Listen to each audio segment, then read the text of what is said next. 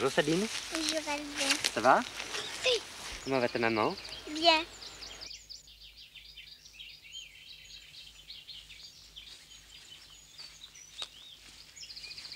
Bonjour Albert.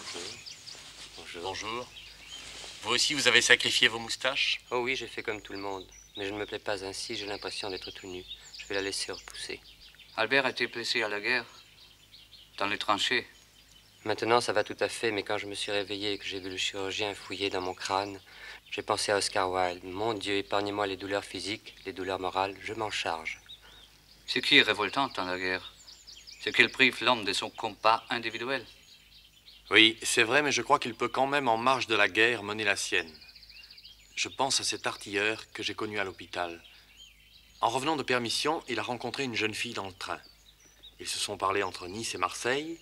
En sautant sur le quai de la gare, il lui a donné son adresse. Eh bien, pendant 2 ans, tous les jours, il lui a écrit frénétiquement depuis les tranchées, sur du papier d'emballage, à la lueur des bougies, même quand les obus pleuvaient, des lettres de plus en plus intimes. Au début, il commençait « Chère mademoiselle » et terminait par « Mes hommages respectueux ».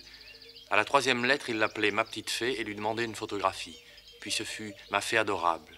Puis « Je vous baise les mains ». Puis « Je vous baise le front ».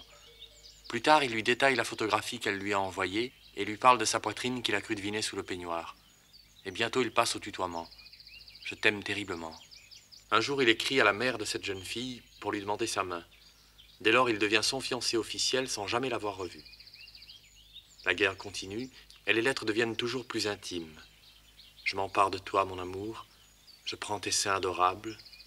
Je te presse absolument nu contre moi. Lorsqu'elle répond un peu froidement à une de ses lettres, il s'emporte et la prie de ne pas faire la coquette parce qu'il peut mourir d'un jour à l'autre, et il dit vrai. Voyez-vous, Jules, pour comprendre cet extraordinaire dépucelage par correspondance, il faut avoir connu toute la violence de la guerre des tranchées, cette espèce de folie collective et cette présence de la mort minute par minute.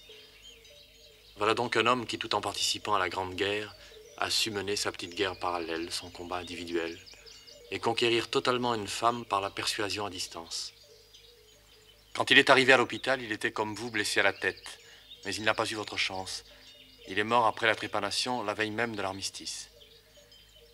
Dans sa dernière lettre à sa fiancée inconnue, il écrivait « Tes seins sont les seuls obus que j'aime. » Je vous montrerai une série de photos que j'ai de lui. En les regardant vite, on croit le voir bouger. C'est une belle histoire, Jim.